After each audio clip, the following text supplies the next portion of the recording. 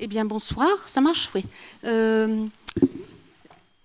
Bonsoir à toutes et à tous, et merci d'accueillir Atik Raimi. Et alors, j'ai des annonces pratiques à faire qu'il ne faut pas que j'oublie. À l'issue de cette rencontre, donc nous avons un entretien avec Atik. Ensuite, vous pourrez bien sûr intervenir, poser des questions.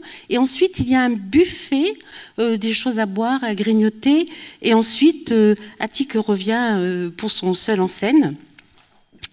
Je voulais vous dire qu'il y a une vingtaine d'années, il m'a été donné de lire un petit livre publié chez POL, un tout petit livre qui s'appelait Terre et Cendre, qui s'appelle toujours Terre et Cendre, et qui était traduit du persan. Et c'était une histoire d'un petit garçon, d'un vieux monsieur. Il y avait des routes, il y avait du sable, il y avait de la poussière, et puis il y avait la solitude, et puis au loin il y avait la guerre. Et c'est vrai que ce texte m'a beaucoup frappée, et donc il y a plus de 20 ans, voilà, j'ai eu la grande chance de rencontrer Atik Raimi et de suivre son travail d'écrivain et de cinéaste aussi. Et puis après, il y a eu un grand choc aussi, c'est Singué Sabour, Pierre de Patience, qui a eu le prix Goncourt. Pour une fois, j'étais d'accord avec le prix Goncourt, le jury. Et pour moi, ça a été un grand choc. L'histoire de cette Pierre de Patience, de cette femme, et puis aussi toujours cette écriture. Et là, c'était écrit en français, ce n'était plus écrit en persan. Depuis, Atik écrit en français. Je pense qu'on va en parler parce que ça crée une langue différente de celle que l'on a l'habitude peut-être de lire en France. Et puis en 2019, il y a les porteurs d'eau. Donc là, j'ai la version poche, mais la version POL, grand format, elle est chez moi. Et ça a été aussi un grand chose que de lire ce livre, parce qu'il ne se passait plus uniquement en Afghanistan ou dans un pays un peu qui lui ressemblerait, mais c'était en France, en Europe.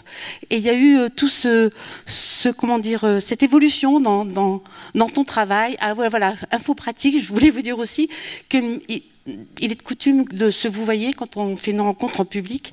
Et là, j'avoue que j'aurais beaucoup de mal. Je vais m'emberlificoter, je vais me prendre des pieds dans le tapis. Et donc, si tu veux bien, Atik, on va continuer à se tutoyer. Voilà, excusez-moi pour cela. Dans Les porteurs d'eau, il y a deux protagonistes, et je te demanderai de t'expliquer sur ces deux personnages, comment tu les as créés. Un qui vit à Kaboul et l'autre qui vit à Paris. Ils ont en quelque sorte des destins pas parallèles. Et pour ces destins, ces destinées que tu imagines, que tu écris, et il y a aussi deux écritures différentes. Qui sont quand même très identifiables. Dans ce porteur d'eau, j'ai fait une grande liste, c'est pas une liste de courses, mais presque. Vous allez voir ça.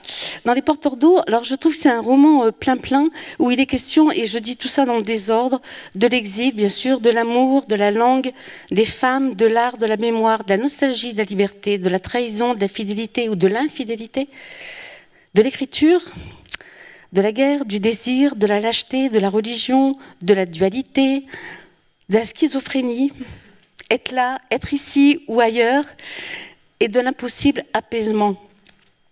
Alors, Atik, j'aurais envie de te demander par quoi as-tu envie de commencer? Veux-tu que l'on commence par l'écriture, la langue, les porteurs d'eau? Pourquoi les porteurs d'eau? Les femmes? Parce que les femmes sont aussi extrêmement présentes dans ton œuvre, ne serait-ce que Singué Sabour, et tu accordes dans ton travail d'écrivain une place importante à la figure féminine. Et moi, je sais pas, tu pourrais nous dire pourquoi? Enfin, bon, pardon pour ce grand machin. Allô. Donc, autrement dit, tu m'as pas laissé le choix. Non, bon, ça reviendra. C'est vrai. Bon, alors, de même, alors, c'est à moi maintenant de raconter une petite anecdote. En effet, quand mon livre Terre et Cendre a été publié, donc, pour moi, c'était complètement inespéré, mais lorsque feu Paolo Tchaikovsky-Lorenz, justement, a décidé de publier, j'en revenais pas. Et puis, en effet, lire dans Télérama une critique de toi, justement, sur le livre, ça aussi, ça a été pour moi, pas un choc, mais une sorte de... Oui, je ne savais pas. Vraiment, j'étais assez secoué, parce que, vous voyez, quand on écrit un livre dans son coin, dans sa solitude, dans son silence, et d'un seul coup, on voit d'un seul coup que ce livre, qu'on écrit de telle manière, dans quelles conditions, etc., et on le voit partout dans les vitrines, et puis, notamment, les critiques littéraires, comme justement la tienne. Alors là, bien sûr, j'étais complètement bouleversé, donc je n'avais pas de mots. Et c'est vrai, c'était... Et là, j'ai commencé à croire à mon écriture. Je dis, bah tiens, je sais écrire alors, pourquoi pas ne pas continuer. Donc, alors que j'avais gardé tellement, d'une manière très timide, mon manuscrit. Je ne voulais pas le publier, bien sûr. Et puis voilà.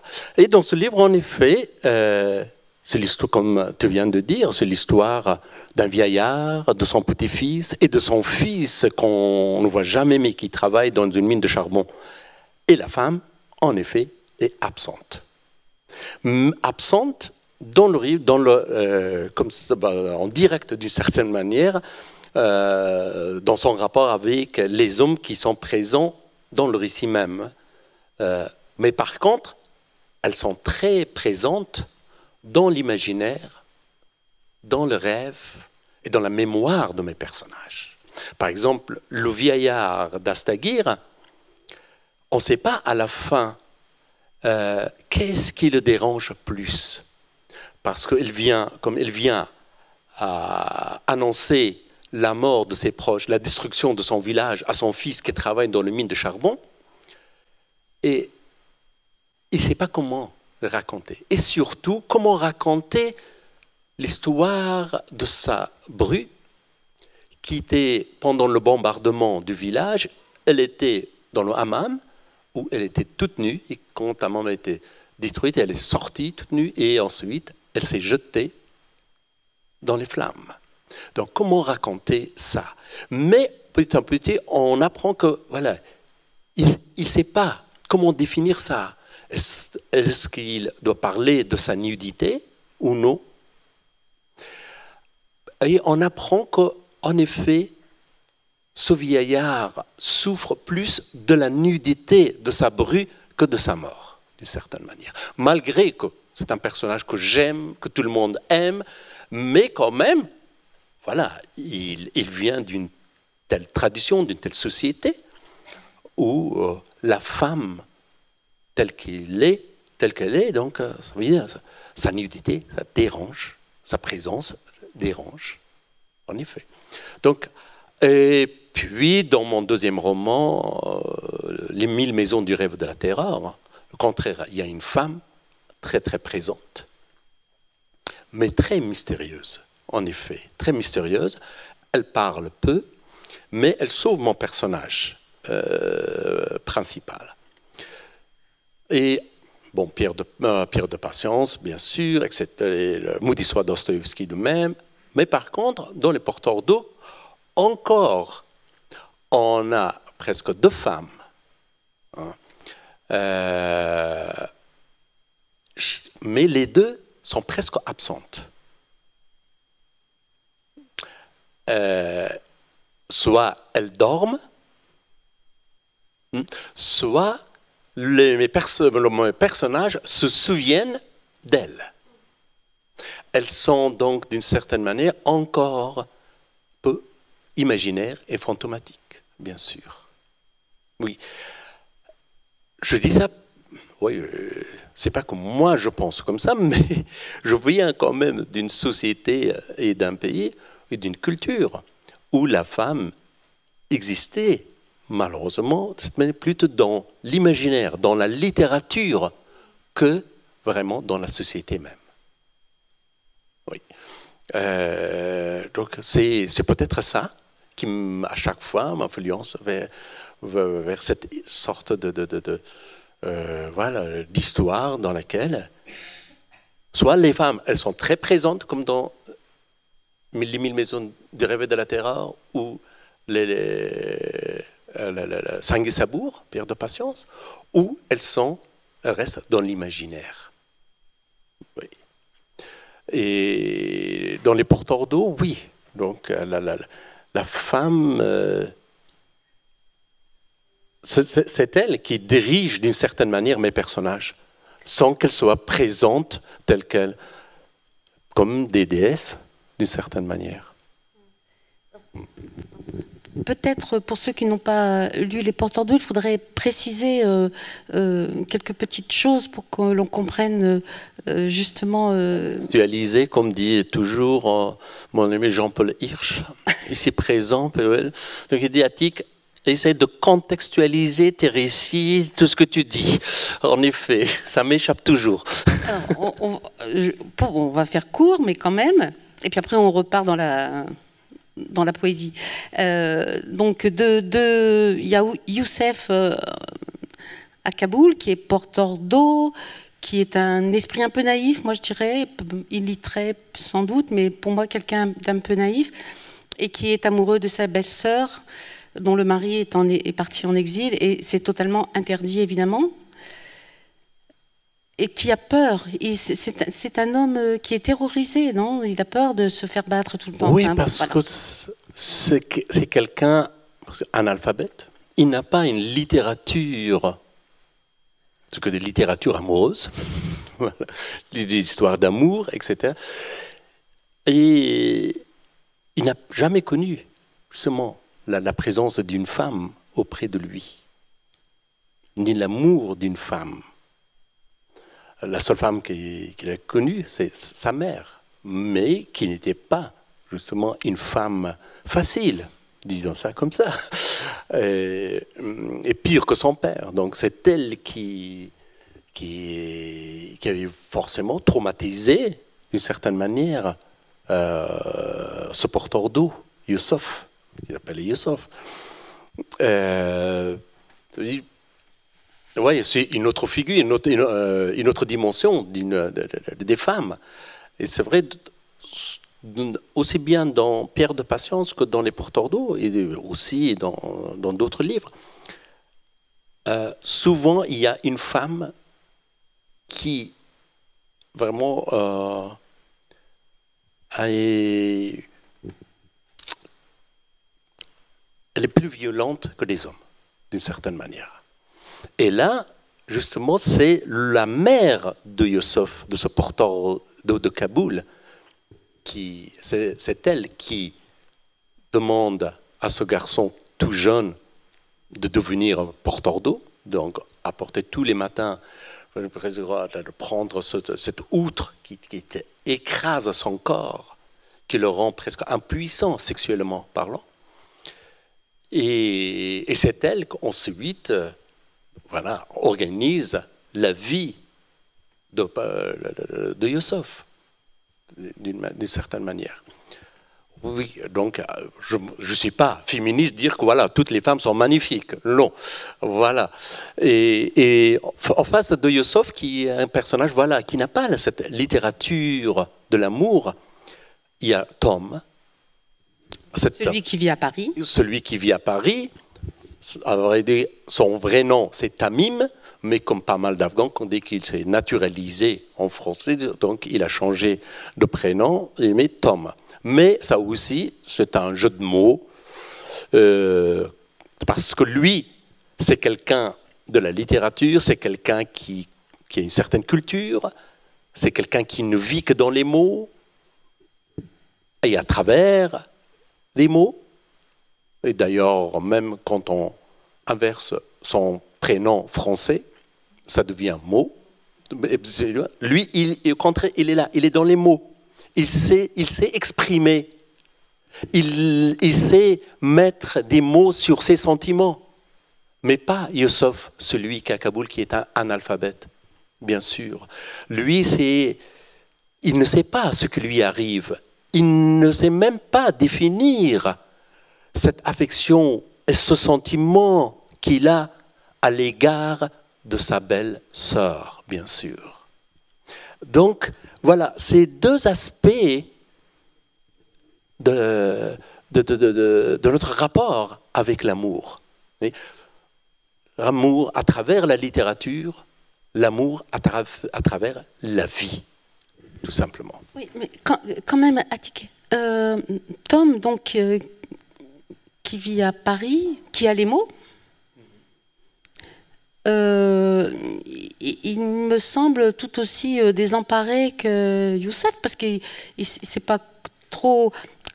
Moi, je dirais même plus, Bon, plus que Youssef. Bah oui, là, Youssef, au moins, il est dans la vie, il est dans le concret. Même s'il n'a pas des mots, mais il sait, il vit. C'est un, voilà, tel un sauvage, tel un homme primitif, tel un enfant, d'une certaine manière.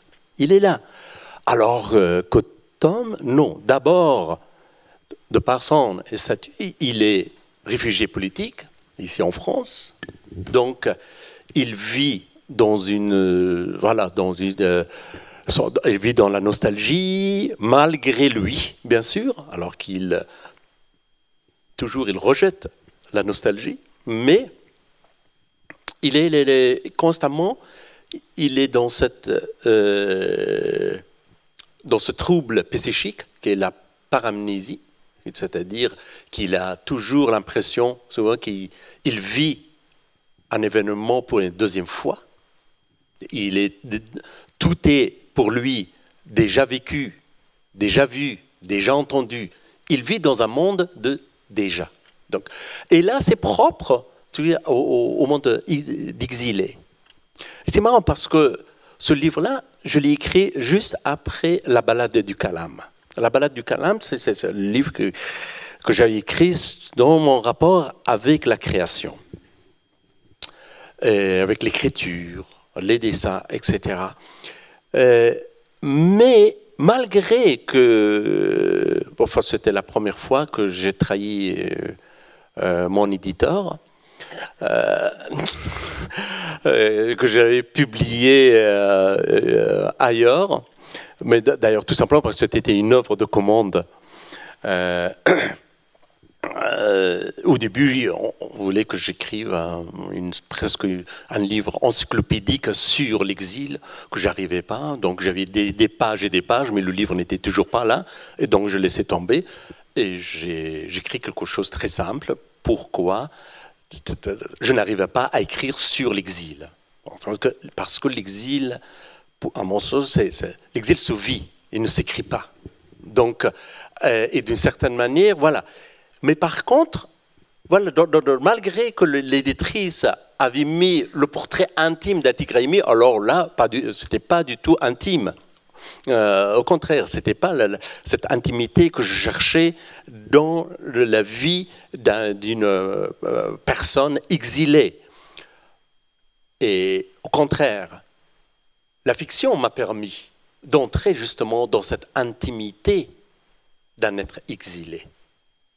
Parce que souvent, pour les exilés, on leur demande de nous raconter justement son parcours, comment il a quitté, pourquoi il est quitté, etc. Toujours, c'est des anecdotes de leur vie et de leur aventure et de leur mésaventure. Mais entrer dans la vie d'un exilé et voir comment l'exil influence nos sentiments les plus intimes, avec lesquels on est né, avec lesquels on a grandi, mais qui reste toujours quelque chose ancré en nous, mais d'un seul coup, l'exil les transforme. Et c'est ça qui m'intéressait dans les récits de Tom, de voir l'influence de l'exil sur notre comportement le plus intime, en effet. Alors, pour faire plaisir à Jean-Paul Hirsch, je vais revenir à des choses concrètes. Tom a une épouse, mais il a aussi une maîtresse.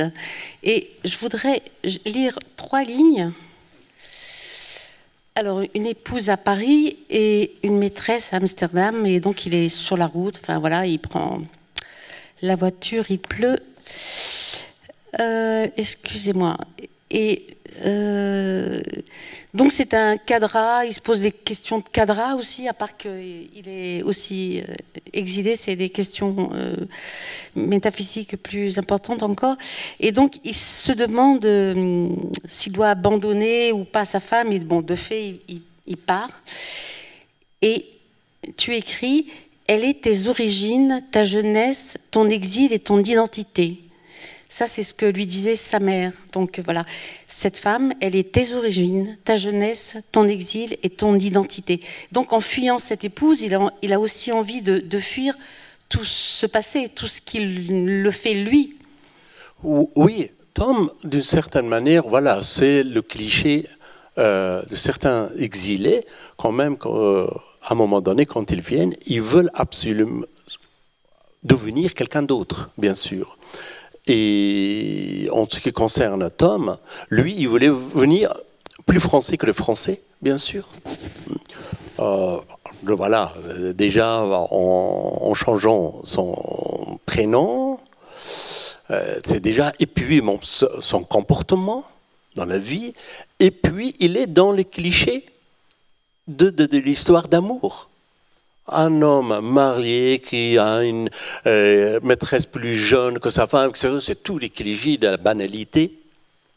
Mais ce que je me dis, que derrière cette cliché, comment même ce cliché, même cette banalité, comment est transformé par l'exil vers quelque chose d'autre, en effet. Et oui, je ne voulais pas faire de Tom voilà, un exilé original, non. Au début, évidemment, tous les exilés, quand ils viennent, ils ont les mêmes histoires, ils ont les mêmes rêves, ils ont les mêmes justement, nostalgies, etc.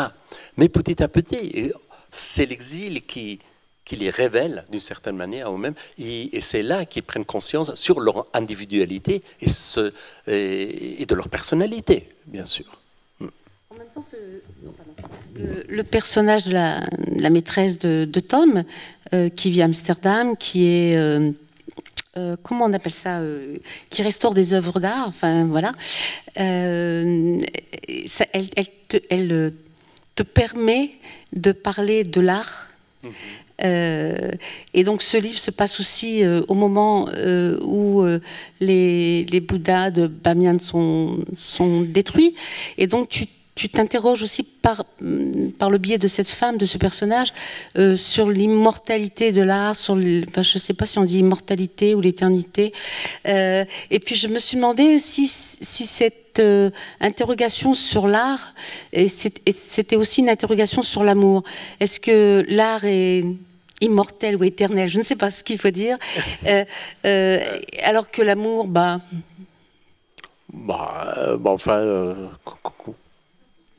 ça vient et ça part. Rien n'est éternel, c'est comme les êtres humains, bien sûr. Oui. Alors, oui, le rapport entre l'art et l'amour d'un côté, et puis l'art et le Dieu de l'autre, et même l'amour et le Dieu. Donc, et en effet, il y a toujours ces rapports. Mais là... ici, par rapport à la destruction de Bouddha, d'abord, comment la tradition afghane a transformé quand même notre histoire culturelle en une histoire d'amour. Parce que dans le livre, justement, j'explique que pour les gens qui vivent dans la région de Bamiyan, au centre d'Afghanistan, là où étaient les deux grands Bouddhas, donc, qui étaient la route de la soie. J'ai bien contextualisé. Hein. D'accord. Alors, là, en effet, on raconte que ces deux Bouddhas, c'était un couple amoureux, etc., etc. Le conte existe dans cette région, que j'ai écrit dans le livre, bien sûr. Et en effet, c'est même là, quand on détruit Bouddha, mais d'une manière ou d'une autre, ces œuvres d'art continuent à vivre dans notre imaginaire, dans notre vie, et influencent d'une certaine manière même notre vie quotidienne, même s'il n'existe plus. L'amour, d'une certaine manière, c'est pareil. Même si, comme dit l'autre, ne dure que 3 ans, etc., etc., mais l'amour nous construit d'une certaine manière. Même si c'est 1 seconde, même si c'est 1 heure, même si c'est 3 ans, même si c'est toute une vie, oui, l'amour aussi, c'est quelque chose qui, comme l'art, nous change, en effet. Ça ne change pas le monde, malheureusement, mais ça change l'individu. Je reviens sur les femmes, et puis après on va clore le dossier féministe. Non, c'est pas du tout ça. Il faut que je mette mes lunettes.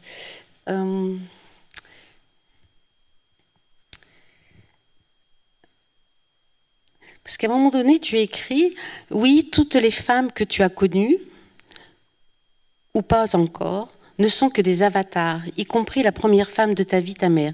Celle-ci t'a fait naître, certes, mais celle-là te conduit à la source de tes désirs, de ta jouissance, voire de ta renaissance. C'est elle qui t'a déterré du cimetière de tes aïeux et fait revivre ton prénom d'origine, Tamim. Là, ça me semble tout à fait répondre à ce que tu viens de dire aussi. C'était simplement cela.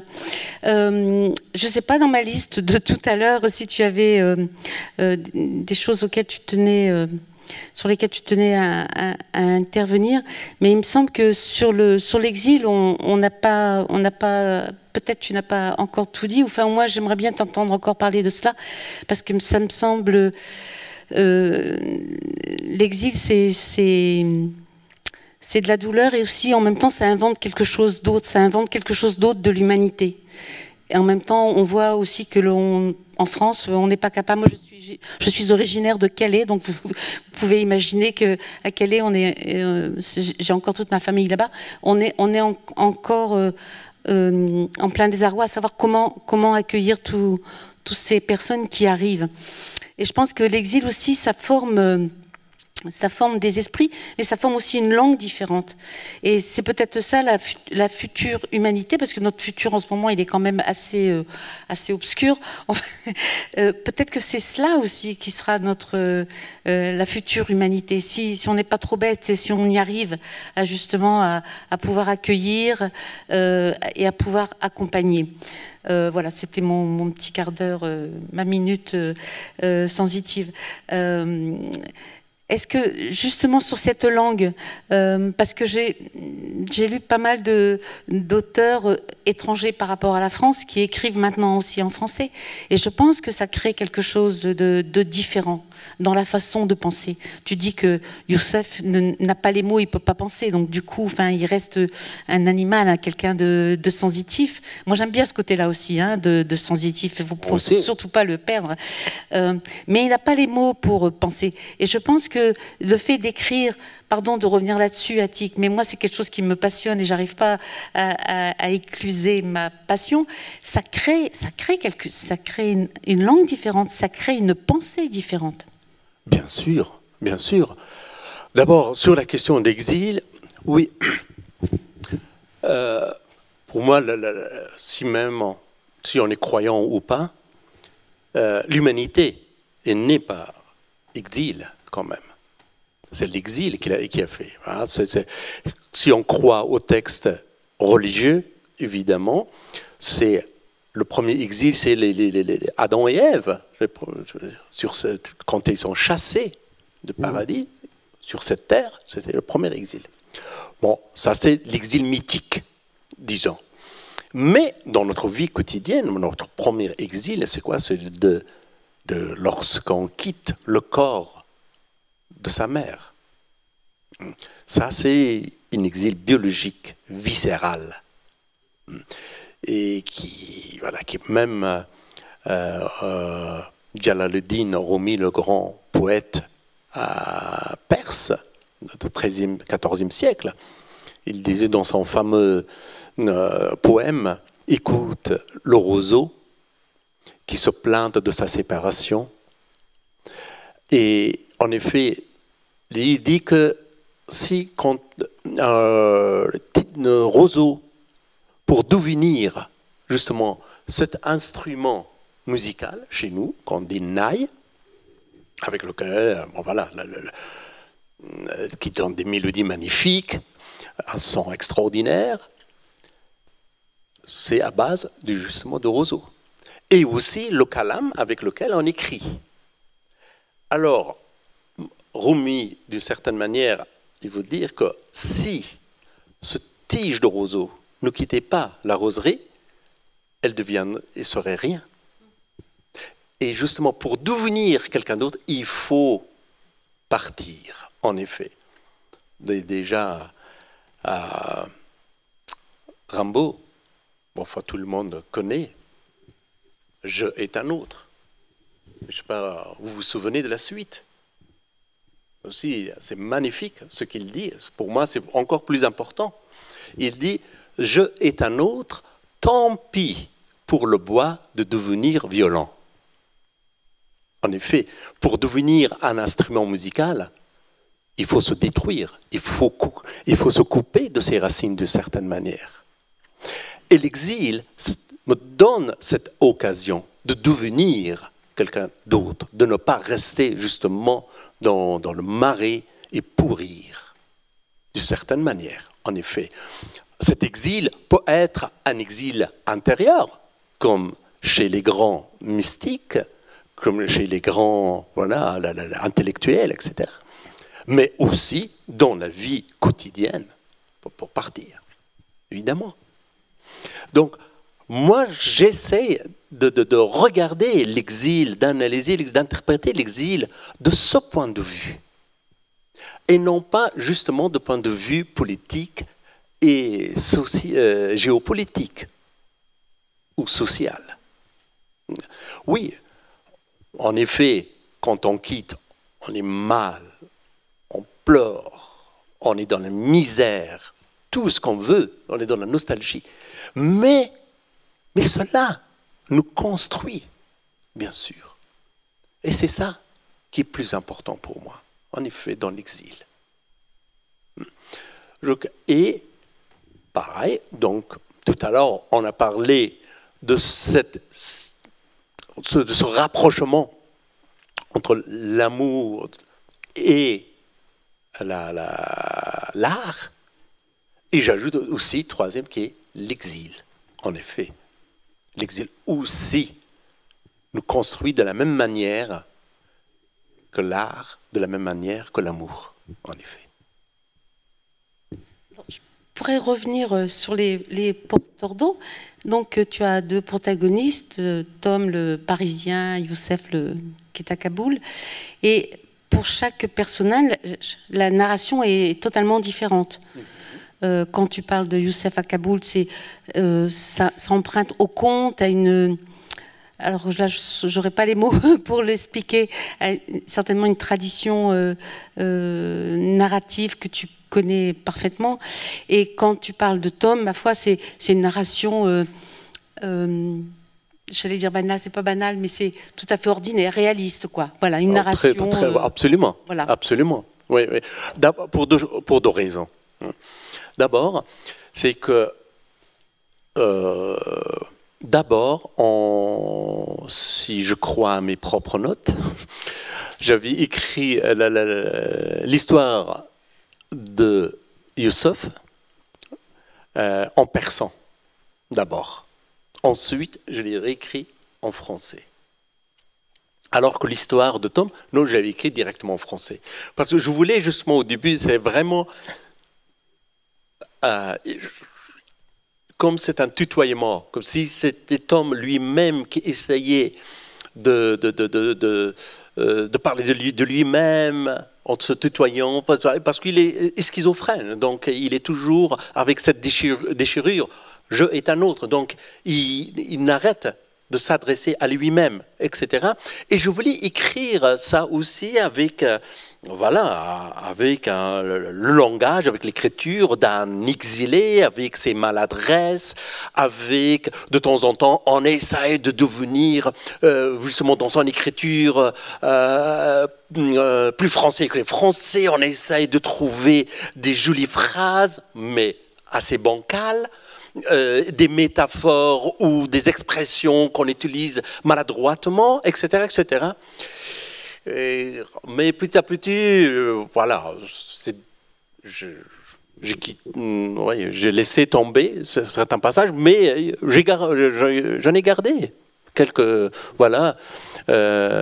quelques phrases, quelques passages de ça. Mais le début, vraiment, je voulais que cette partie de Tom soit écrite d'une manière très maladroite. Mais je sais que ça va pas passer facilement d'un seul coup. Bon non, il sait pas écrire, etc., etc. Mais au début, mon but c'était un peu ça. Non, c'est pas du tout maladroit, je trouve. C'est une narration. Bah oui, de temps en temps, c'est très journalistique, de temps en temps très factuel, voilà. C'est ça. Et ce qui est intéressant, justement, c'est ces deux destins qui vont en parallèle, sont racontés de façon différente. Au début, j'étais très ambitieux dans l'écriture de ce livre, parce que je voulais écrire un livre sous forme d'anagramme, c'est-à-dire avec le même nombre de mots, raconter les deux histoires avec le même nombre de mots, avec les mêmes mots, mais évidemment avec les structures phrastiques très très différentes. Et tu as laissé tomber. C'était une coquetterie ou c'était juste pour s'amuser, ça allait pas, c'était juste un jeu formel qui pourrait être un peu inutile. Bon, mais j'en ai gardé certaines choses, bien sûr. Il y a un jeu de miroir entre ces deux histoires, quand même. Même les deux premiers chapitres, évidemment, on voit ce jeu de miroir entre les deux. Mais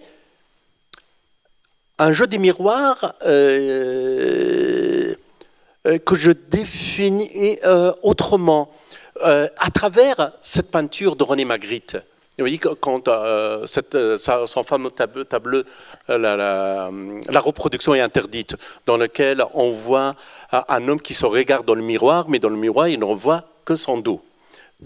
Voilà, ça, c'est une sorte de mise en abîme.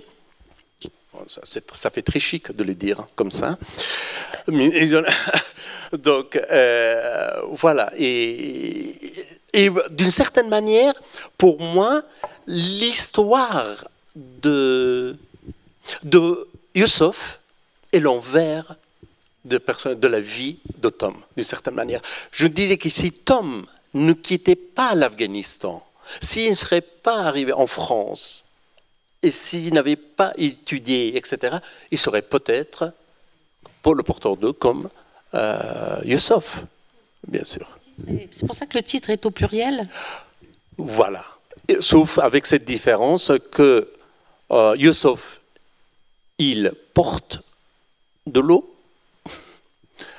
et Tom, il est porté par l'eau. Voilà, c'est la seule différence.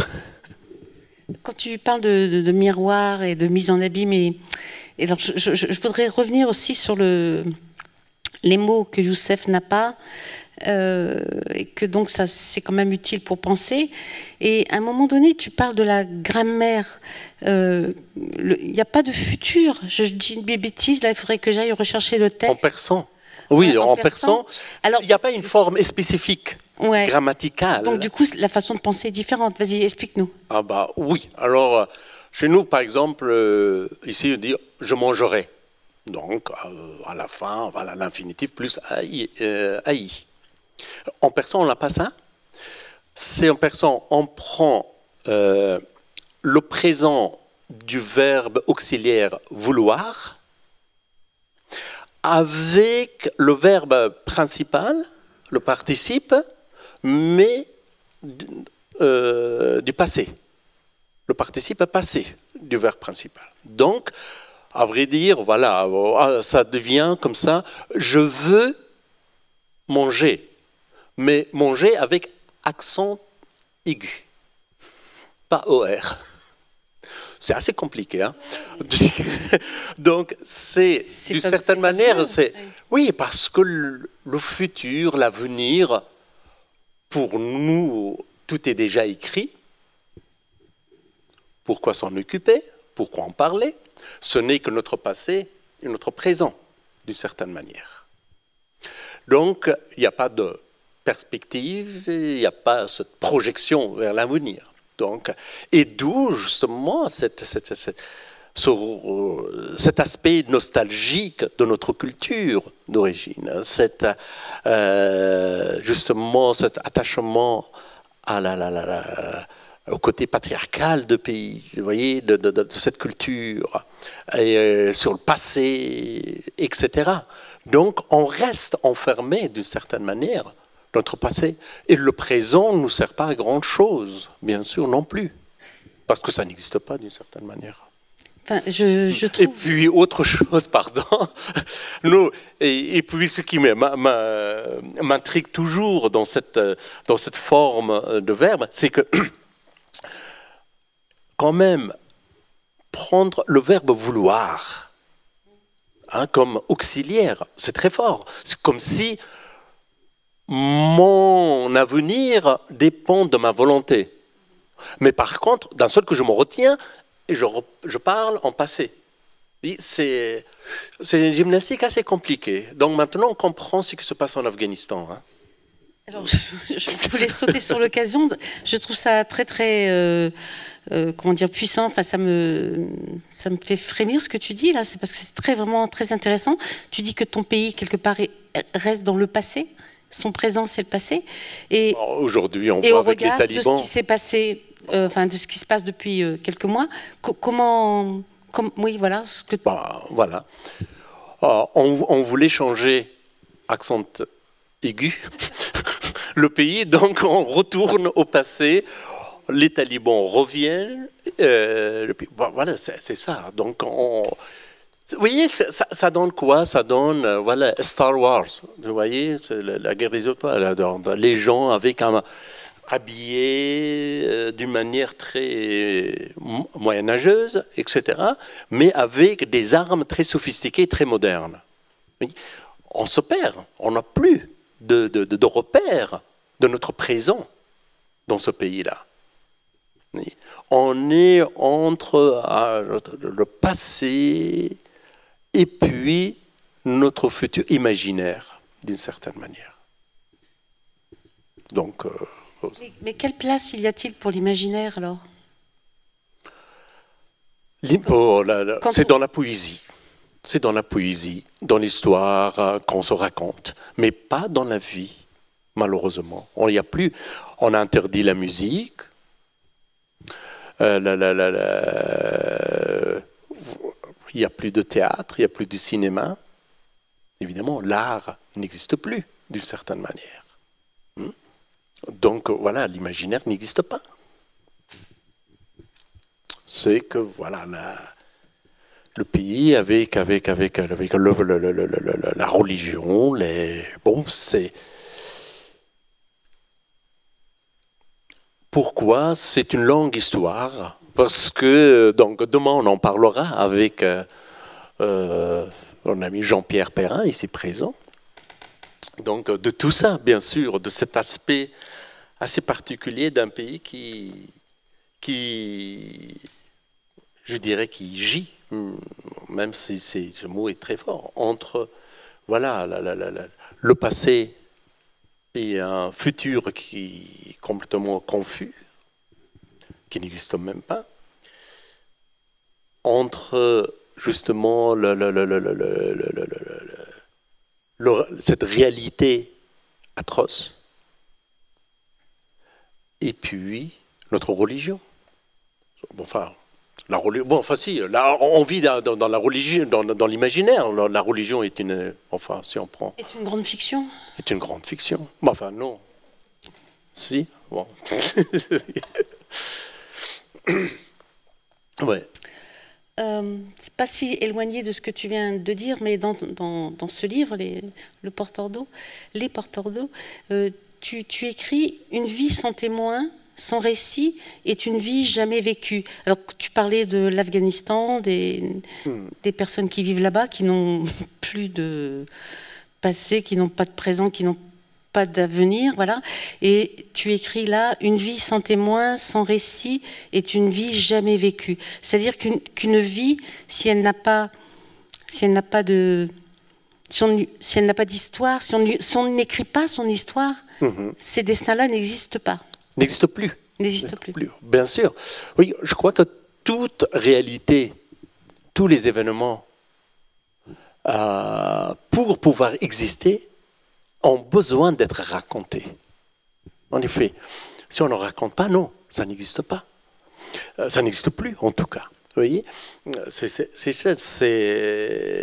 d'où l'importance de l'art, en effet, comme l'amour. Vous voyez, c'est... Oh là là, je me donne encore ce plaisir de réciter un poème d'un grand poète persanophone qui dit... d'abord en persan. در بود نبود من اندیشه گمان ها داشت از عشق هویدا شد این نکته که هستم من. Qui est une réponse d'une certaine manière à Shakespeare, qui se posait la question to be or not to be. Et là, le poète il dit être ou ne pas être, c'est une question. Mais l'amour m'a appris que j'existe. Donc, l'amour, aussi comme l'art, est un récit, en effet. Donc, ce qui nous permet de structurer notre personnalité, de structurer notre vie, de structurer nos sentiments. C'est ça. C'est quoi que l'on fasse, on reste toujours, on est en recherche de se restaurer d'une certaine manière. Hein, ce passé, de donner une structure à ce passé, à notre mémoire, à notre vie. Et là, l'amour comme l'art, il donne ça, justement, cette structure. Donc, témoigner d'une certaine manière, c'est ça. C'était, on aime quelqu'un pour... justement être aimé par l'autre et que l'autre devient témoin de ma vie, de mes sentiments, d'une certaine manière. C'est pourquoi il y a tant de poésie sur l'amour, sur la vie, etc. C'est justement pour témoigner de ça.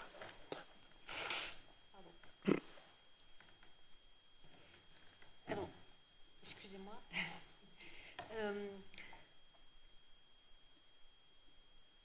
Tout à l'heure, nous discutions et nous avons... Ah pardon, excusez-moi. Voilà. Tu as lâché tout à l'heure, hors rencontre, le mot engagement et je t'ai dit que j'étais étonnée parce que maintenant c'est un mot qu'on n'emploie plus dans le milieu littéraire, en tout cas celui que je fréquente, comme si c'était un gros mot. Et j'étais contente de t'entendre parler d'engagement parce que moi il me semble qu'un écrivain qui écrit, il s'engage, hein, il écrit quelque chose, il le signe, c'est comme un journaliste, il signe son article, on s'engage. Et je ne pense pas que ce soit un vilain mot. Comment tu vis ça, toi, à chaque fois que tu imagines des récits, que tu as envie de donner des récits à des vies, justement, quelle part de toi tu y mets? C'est quoi ton engagement quand tu te mets à écrire? Moi, sur ce plan-là de l'engagement, je pense plutôt à cette phrase d'Albert Camus qui disait que dès qu'on écrit, on est embarqué. Il n'utilisait jamais qu'on est engagé, contrairement à Sartre. Lui, d'ailleurs, Sartre, on parle, mais c'est plutôt Camus qui le dit. Je crois il a emprunté ce terme-là à Pascal, qui dit dans ses pensées, voilà, nous sommes seuls, etc. Et nous sommes tous embarqués, malgré nous. Et Camus, il le cite dans son journal. Et ensuite, il a pris quand même comme sa devise. Il dit que voilà, moi je ne suis pas engagé, mais je suis embarqué. En effet, dès qu'on se met à écrire, dès qu'on se met à créer, dès qu'on vit dans la société, on est embarqué, bien sûr, quoi que l'on fasse. C'est malgré nous. Évidemment, si je n'utilise pas des slogans très engageants dans mon écriture, etc., mais pour moi, la poétique en tant que telle est un engagement, est un embarquement dans l'histoire, dans sa propre histoire, dans l'histoire de sa société, dans l'histoire de son monde, d'une certaine manière. Et cet embarquement, évidemment, ce qui me dérange dans le mot engagement peut-être, ça malgré que j'utilise, c'est que dans l'engagement, il y a dit que ok, on peut ne pas être engagé, mais ça je ne suis pas du tout convaincu de ça. Non, quoi que l'on fasse, on est engagé d'une certaine manière. Et alors que voilà, on est sur le navire, on est dans l'histoire humaine, et dans l'engagement, on a l'impression qu'on est dans ce monde, donc il faut s'engager où on peut s'engager, où on veut s'engager. Alors que dans l'idée d'être embarqué, c'est pas ça. C'est-à-dire, l'embarquement pour moi me met dans une situation particulière. Je dis plus que je suis dans ce monde, mais je dis je suis de ce monde. Et c'est ça, malheureusement, toutes les religions nous a conditionnés de cette sorte qu'on a l'impression toujours qu'on est tombé dans ce monde, qu'on vit dans ce monde. Alors que non, nous faisons partie de ce monde, nous sommes de ce monde. Et c'est là, malheureusement, bon, c'est peut-être vrai, peut-être que les êtres humains sont des extraterrestres qui sont tombés, etc., etc. Bon, enfin, il y a mille et une hypothèses au-dessus. Mais en tout cas, pour vivre dans ce monde, il faut dire que je suis de ce monde. Ouais. Et donc, moi, je suis plutôt de ça. Donc, avec une telle pensée, bien sûr, je ne peux pas dire que voilà, je veux ou je ne veux pas être engagé. Non. Et à chaque fois, je vous avoue que quoi qu'il m'arrive, je me sens embarqué immédiatement dans un mouvement, dans un événement, comme ça, récemment avec ce qui s'est passé en Afghanistan. Moi, je voulais rester tranquille dans mon coin, voilà, et ne pas m'engager ou ne pas m'embarquer sur quoi que ce soit. Mais d'un seul coup, bah voilà, le retour des talibans, l'appel des Afghans qui se trouvaient en Afghanistan, des amis, et d'un seul coup, je me suis petit à petit embarqué dans cette affaire d'évacuation des jeunes artistes afghans et de les faire venir ici en France. C'est tout. Donc, oui. La question ne se pose pas. Non, non. Là, de temps en temps, on a évoqué les religions et Dieu, et j'aimerais savoir ce que ça veut dire pour toi, la tolérance. Est-ce que ça a une signification particulière ou pas? La tolérance, bon, d'un côté, oui, je me bats pour ça, pour qu'on ait une certaine tolérance. Mais de l'autre côté, il y a quelque chose qui me gêne, je t'avoue, dans la tolérance. C'est-à-dire, ok, tu as telle idée, mais garde-le pour toi, mais est tolérant par rapport aux autres, etc. Et moi, j'ai dit, non, tant qu'on ne change pas la mentalité, l'esprit de ces gens-là, ils ne peuvent pas avoir de la tolérance. Non, ils ne peuvent pas avoir de tolérance. Non, tolérance, c'est quelque chose de très, très profond en nous, de ce respect à l'égard des autres, à l'égard de la liberté, à l'égard de sentiments, à l'égard de la présence des autres. Voyez, il faut avoir un certain respect. Et ce n'est pas une question de tolérance. Non, c'est on vit dans ce monde, on est de ce monde. Donc, nous sommes tous liés. Donc, il faut se respecter. C'est tout. Si on ne respecte pas, ben, il n'y a pas de tolérance. Donc, tolérant, oui, mais pour moi, c'est que non. C'est-à-dire, OK, tu as des idées. Non, mais je pense que c'est un mot qui a été dévoyé et qu'il il faut réaffirmer certaines choses. Et alors, j'aimerais savoir aussi quelle place prend le rire dans ta vie et dans ton travail, puisque tout à l'heure, tu vas nous faire une surprise, mais peut-être que tu pourrais nous parler du rire aussi. Je vais faire le spectacle, là, tout de suite. Oui. Le rire, pour résumer, je dis que voilà, en tant qu'Afghan, je vis le drame, la tragédie depuis 40 ans dans ma vie, dans tout ce que j'écris, dans tout ce que je fais.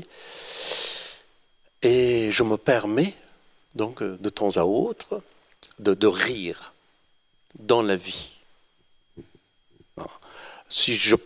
Dans mes écrits, tout ça, je pleure, bien sûr. Mais dans la vie, je suis toujours souriant, n'est-ce pas? Voilà. Est-ce que vous souhaitez intervenir? On ne voit pas du tout la salle avec les lumières dans les yeux. Ce serait bien.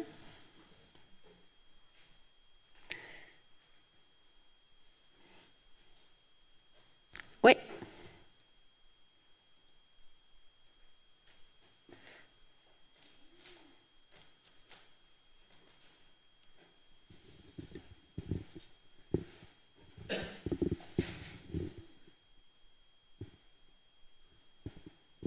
Voilà, ça marche. Bonsoir, Monsieur Rahimi. Bonsoir. Très très bienvenue. Ravi de vous voir après 1 an et demi. Je me rappelle l'année début 2020, j'étais assis là-bas et je vous posais une question. Oui, c'est vous qui avez écrit aussi un. Voilà, oui, je sais, je l'ai toujours sur moi. Ouais. Ce soir, j'ai encore un autre cadeau pour vous. D'accord, merci. Si vous m'avez donné un honneur, après je vous donnerai un cadeau. Votre présence, tout ce que vous dites, on n'a vraiment pas envie de quitter la salle. Ça nous donne... Juste, on est émerveillé, personnellement. Tout ce que vous faites, c'est très admirable. En tant qu'un Afghan, je suis très fier. Et aussi émouvant, tout ce que se passe actuellement. Parce que vous avez des amis, moi j'ai ma famille. Et bien, c'est évident qu'on est inquiet.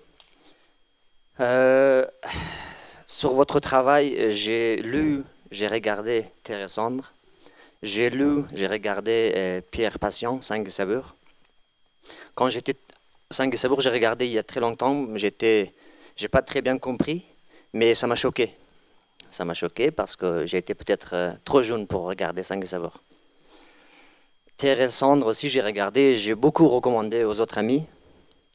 Et vous, tout ce que vous faites, Monsieur Rahimi, vous êtes devenu pour moi une idole. Voilà, une idole. Non. Voilà, non. Moi, je dis ça sans discret. Pourquoi je dis ça? Parce que la communauté afghane, ici en France, on n'était pas très nombreux, mais plus en plus, on devient nombreux. Et c'est vrai qu'on a des choses à faire. Des artistes, des académiques, des étudiants. Moi, je suis aussi étudiant à l'Université d'Aix-Marseille en sociologie. Et je donne aussi le bonjour de M. Jean-Charles Geoffrey, que vous connaissez. Voilà, c'est mon professeur. Il y a quelques jours, on avait ensemble une conférence dans l'amphithéâtre à l'Université d'Aix-Marseille. Justement, sur ces derniers événements, je voulais savoir, vous avez beaucoup parlé de migration, de exilés. Comment vous voyez ces derniers événements? Moi, je regarde aussi avec beaucoup d'intérêt, que ce soit côté religion, que ce soit politique, que ce soit... Voilà. Et puis, est-ce que vous êtes déçus? Est-ce que vous gardez quand même des optimismes, l'espoir? Est-ce que vous dites que l'Afghanistan, c'est fini, l'histoire est terminée, il faut se concentrer sur autre chose?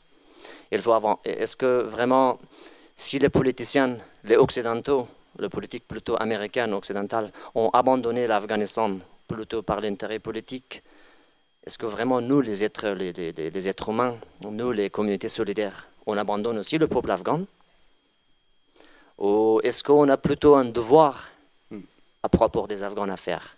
Est-ce qu'il y a encore des choses vraiment à faire en Afghanistan, au peuple afghan? Voilà. Merci en tout cas. Merci, merci. Bah, écoutez, de même, je suis très fier d'avoir mes compatriotes ici présents, et puis voilà, avec cette volonté, avec toute cette vision du monde, et puis de la culture afghane. Bah, écoutez, la question d'Afghanistan, c'est toujours c'est délicat, bien sûr, mais en ce qui concerne ces derniers événements, je vous avoue que ça m'échappe complètement. Mais de l'autre côté, je vois qu'à chaque fois qu'on parle d'Afghanistan, on le met entre parenthèses, comme si l'Afghanistan est un pays complètement à part dans ce monde. Non. Encore, je reviens à cette idée-là, que l'Afghanistan fait partie de ce monde. L'Afghanistan est de ce monde. Donc, tout ce qui se passe dans le monde influence ce pays. Donc, tout ce qui arrive actuellement dans le pays, évidemment, un lien très étroit avec tout ce qui se passe dans le monde, dans ce qui se passe sur le plan géopolitique dans le monde. Donc, ce n'est pas que l'Afghanistan pour moi. Et si j'ai un espoir ou un désespoir, ce n'est pas uniquement à l'égard d'Afghanistan, mais à l'égard du monde. Si tout va bien dans le monde, il n'y a aucune raison que ça aille mal en Afghanistan. Et puis, dans l'histoire d'Afghanistan, vous avez dû remarquer, à chaque fois quand il y a une crise mondiale, il se passe quelque chose d'atroce dans ce pays. Pourquoi? On en parlera ça demain.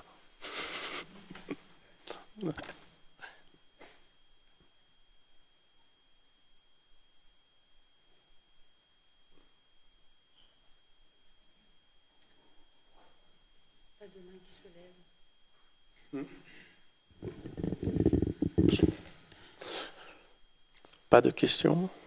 Non, pas de questions. Est-ce que je reprends ma liste? Est-ce qu'on a oublié des choses? Est-ce que j'ai oublié des choses? Rien de grave, non? Rien de grave. Oui.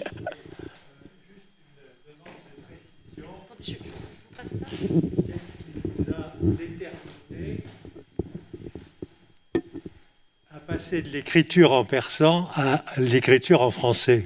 Ah, la question, bah oui. Voilà, on dit qu'on habite ça, on en habite une langue. Alors, ma question est par rapport à l'exil, bien entendu. Bien sûr. Est-ce qu'il y a une transformation? Quelle est votre motivation par rapport à la langue? J'ai cru comprendre que c'était parfois compliqué d'exprimer certaines choses en français parce que en persan c'était très différent. Est-ce que finalement c'est parce que vous vous méfiez des traducteurs? Bon, d'abord, une question très simple, c'est que ma traductrice, Sabrina Nouri, à un moment donné, a décidé de changer de vie. Elle est partie vivre aux États-Unis, voulait vivre son amour et sa vie. Donc, je n'avais plus de traducteur, traductrice. Voilà, la première raison. Sinon, j'allais continuer. D'ailleurs, je sais même aujourd'hui, quand j'écris en français, j'ai l'impression que j'écris en persan. Donc, voilà. Et cette deuxième chose, c'est, oui, ce récit-là, en particulier, Père de patience, je ne sais pas pourquoi la première phrase a été sortie en français. Et pourtant, c'est une phrase tellement banale. La chambre est petite. Alors, c'est sorti en faux. Et en persan, c'est quoi? Justement, là, dans beaucoup de traductions, je n'ai pas trouvé cette manière de dire. Oui, pourquoi? Et après, je peux vous dire maintenant, je fais aussi de l'auto-analyse, hein, c'est que je crois que c'est dû à l'article défini. Première phrase, commencer un roman avec un article défini, tel que la chambre est petite, j'ai l'impression que j'ai fait un contrat avec le lecteur, comme si le lecteur connaissait cette chambre, d'une certaine manière. Et au début, pour moi, ça a été très bizarre, très mystérieux. Je dis, mais pourquoi je dois comment c'est sorti comme ça, la chambre est petite? Alors que le lecteur ne sait pas, personne ne connaît de quelle chambre je parle. Et ça a été un déclic pour moi, en effet. Et parce que dans ma langue, il n'y a pas d'article en persan. Et il n'y a pas de genre non plus. Il n'y a pas masculin, féminin. Et donc, elle, il, on ne sait pas trop. Et ça aussi a beaucoup joué dans l'écriture de ce récit. Si vous avez remarqué, dans ce récit, les personnages n'ont pas de nom, de prénom. C'est tout simplement parce qu'il y a deux personnages. Lui, l'homme, comme ça dans le commun, et elle, la femme. Donc, le lecteur ne pouvait pas se perdre dans ça. Et si j'avais écrit ça en persan, évidemment, à chaque fois, je serais obligé d'utiliser les substantifs. La femme a fait ça, l'homme, etc. Ça pouvait devenir très lourd, d'une certaine manière. Et en persan, ça ne donnait pas grand-chose, en effet. Donc, voilà. Je crois que ça, c'était un des points déclencheurs. Ensuite, pourquoi ce récit sortait de cette manière en français? Pourquoi pas un autre récit, une autre histoire? Évidemment, comme c'est un récit dans lequel je parle de la sexualité, des Afghans et des Afghanes, donc d'une certaine manière, je transgresse les tabous dans ma langue maternelle, ce qui est très difficile. Déjà la langue maternelle, elle nous impose des tabous, des interdits, etc. Donc il fallait transgresser ça aussi, c'est pas évident. Donc écrire dans une autre langue, qui n'est pas la sienne, évidemment, ça nous donne cette liberté de parler un peu, de casser les tabous, etc. Etc., etc. Mais, évidemment, Freud est là, Dieu merci, pour donner une justification psychanalytique à ça aussi. C'est que quand j'ai commencé à apprendre le français en Afghanistan, c'est en 1973, c'était une année assez compliquée dans notre vie familiale. C'est que mon père a été arrêté, je suis resté avec ma mère, et du coup, voilà, je n'avais pas ce repère d'un père, etc. Avec ma mère, avec ma sœur aînée, d'une certaine manière, j'ai commencé dans cette période de ma vie, qui était une période assez essentielle. C'est arriver à la puberté, entrer dans la société, et puis passer le concours du lycée franco-afghan et réussir, etc., et apprendre une autre langue, m'approcher d'une autre culture, etc. Donc, il y a un rapport avec, justement, mon état de l'époque. Cette approche, cet attachement, cette présence des femmes dans ma vie, en effet. Ça jouait forcément de cette manière que je racontais une histoire très féminine dans une langue qui était une langue fantasmagorique pour moi.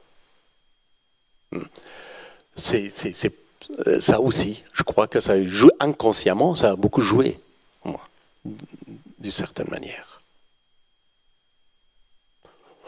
On peut justifier, vous savez, on peut sortir beaucoup d'arguments pour quoi, mais bon. Moi, je voudrais simplement remercier les traducteurs parce que sans eux, quand même, la vie des lecteurs serait très triste si on ne lisait que le français. Allez-y, profitez-en.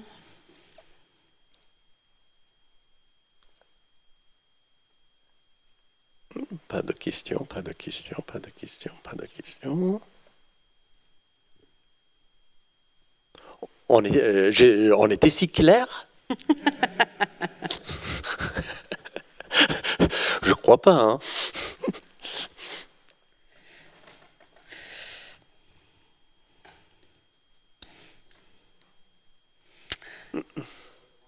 Bah voilà.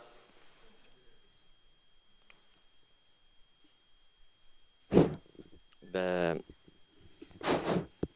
ça marche, hein? Moi, je suis aussi un amateur dans le cinéma, mais pas encore à votre niveau. Ça m'intéresse. C'est quand même très compliqué de passer de littérature dans la fiction. C'est une question technique. Vous avez réalisé 2 films, donc, moi j'ai regardé. Je voulais savoir comment, est-ce que vraiment c'est facile pour vous en tant qu'auteur et quelqu'un qui est très littéraire de faire un film, de les réaliser, mais en fiction, parce qu'on ne raconte pas dans un film tout ce qui était dit dans un roman. Dans un film, on écrit tout ce qui est devant l'écran, tout simplement, parce que le public ne s'intéresse pas aux jeux de mots. Voilà, dans un film, c'est un film. Pourquoi je demande ça? Parce que peut-être ça va m'en servir aussi pour mon avenir. Je suis aussi en train de travailler un petit peu, d'adapter le petit bouquin que j'ai écrit dans un moyen métrage. Voilà. À votre avis, est-ce que c'est quoi ces 2 mondes? Comment vous vous adaptez entre les deux? Littérature et faire le film, réalisateur. Oui, bon, je suis cinéaste de formation. J'ai fait mes études, bien sûr, au début de mes études, j'étais littéraire, mais ensuite je me suis orienté vers le cinéma. Et ensuite j'ai fait des films publicitaires, puis des films documentaires pour arriver à la fiction. Il y avait tout un cheminement. Je ne suis pas arrivé à la fiction comme ça. Et d'abord ça. Deuxième, non, pour moi, la littérature, c'est dire des choses que le cinéma ne peut pas, et inversement. C'est 2 médiums complètement différents, etc. Donc, mais c'est assez particulier. C'est vrai que quand les gens lisent mes livres, ils me disent que j'écris d'une manière très cinématographique, presque scénaristique. Et les gens qui voient mes films, ils disent c'est un film très littéraire. On sent que derrière ça, un écrivain. Donc, d'un côté, je suis content. Je suis content de ça, en effet. Mais pour moi, à chaque fois quand je m'adapte ou j'adapte le livre de quelqu'un d'autre, je ne cherche pas du tout la fidélité. Une des questions, c'était sur la fidélité. Et moi, je crois que non. Là, autant un cinéaste veut rester, ou un scénariste veut rester fidèle à une œuvre littéraire, autant il perd l'âme de cette œuvre. Il faut trahir une œuvre littéraire. Et je dis ça sans complexe. Voilà. Et même quand j'ai commencé à y travailler avec Jean-Claude Carrière, feu Jean-Claude Carrière, la première chose, quand c'est dit pour l'adapter Pierre de Patience, quand il m'avait demandé ce que je cherchais, je lui ai dit, me trahir. C'est tout. Pourquoi je dis ça? Parce que, en effet, comme je vous ai dit, l'image ça révèle une autre dimension d'une histoire, d'un personnage, d'un événement. Et la littérature, à sa manière. Pour moi, chaque adaptation, c'est quoi? Chercher ce que les mots cachent, ce que le blanc entre les mots cache, ce que les personnages cachent, et même ce que l'auteur cache. Ça, il faut sortir ça. Sinon, à quoi bon de répéter ce que l'auteur a déjà dit merveilleusement bien? Non, il faut que le cinéma me révèle une autre dimension que je n'arrivais pas à saisir. Ça, c'est très important pour moi. Par exemple, dans Pierre de Patience, ce que je voulais d'abord filmer la parole. Bon, ça c'est une manière de dire les choses. Mais en dehors de ça, trouver une autre dimension de mon personnage féminin. Tu vois, dans le livre, la femme est très violente d'une certaine manière avec cet homme. Il y a presque, elle agit, réagit avec haine, avec colère. Et dans le film, c'est complètement le contraire d'une certaine manière. Dans le film, le personnage féminin regrette de ne pas avoir pu aimer cet homme. Voilà. Donc il y a une sorte de chercher à l'intérieur de la haine même. À l'intérieur de cette haine, qu'est-ce qui se cache aussi? La haine de cette femme. Oui. Donc voilà, à chaque fois, il faut trouver cette dimension cachée, cette dimension que l'image peut sortir. Par exemple, je vous donne juste un exemple très simple. Il y a un moment donné, le personnage féminin dans le livre dit avec beaucoup de colère: pourvu qu'une balle t'achève une fois pour toutes. Elle dit ça à son mari. Dans le film, je montre, alors là, par exemple, ça c'est le langage du cinéma. Je montre la main de cette femme qui caresse l'homme et son regard va au-delà de la fenêtre, vers le ciel. Elle dit, c'est très simple, presque avec un certain regret, elle dit, pourvu qu'une balle t'achève. Comme si, ici, elle veut donner une fin à la souffrance de l'homme. Dans le livre, elle veut donner une fin à sa propre souffrance. Voilà.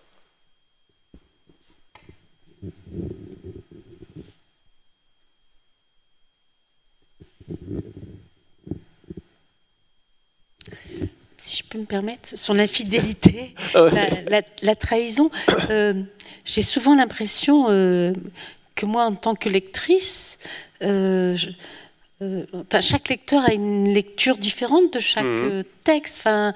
Et quand tu disais tout à l'heure, tu étais étonnée de lire un article dans un journal concernant un de tes livres, que à la limite, tu ne reconnais pas ce que tu as fait. Et je veux dire, à partir du moment où tu publies un livre, il ne t'appartient plus. Enfin, c'est aussi il y a quelque chose en même temps de formidable là-dedans. C'est que chacun peut s'emparer. Nos œuvres nous trahissent. Voilà. Oui, tout à fait. Dans tous les sens du terme. Dans tous les sens du terme, bien sûr. Oui. En effet, nous, on est toujours jugés et même condamnés pour certaines trahisons, aussi bien dans la vie que dans la littérature, dans nos livres. Mais on ne se pose pas la question sur nos livres qu'ils nous trahissent à mort. Vous voyez, après ma mort, peut-être quelqu'un ouvre mes livres et puis elle lui dit « Ah, ici, il a dit ça, vous savez pourquoi ?» Et là, il me balance, évidemment, il va balancer tout.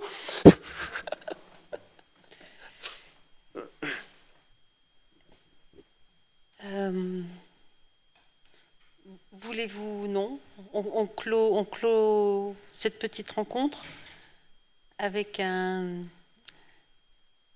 des boissons et des choses à grignoter par là-bas, j'imagine. De toute façon, la discussion pourra continuer. Vous êtes d'accord? Et ensuite, on va rire. Oui. Enfin. À tout de suite.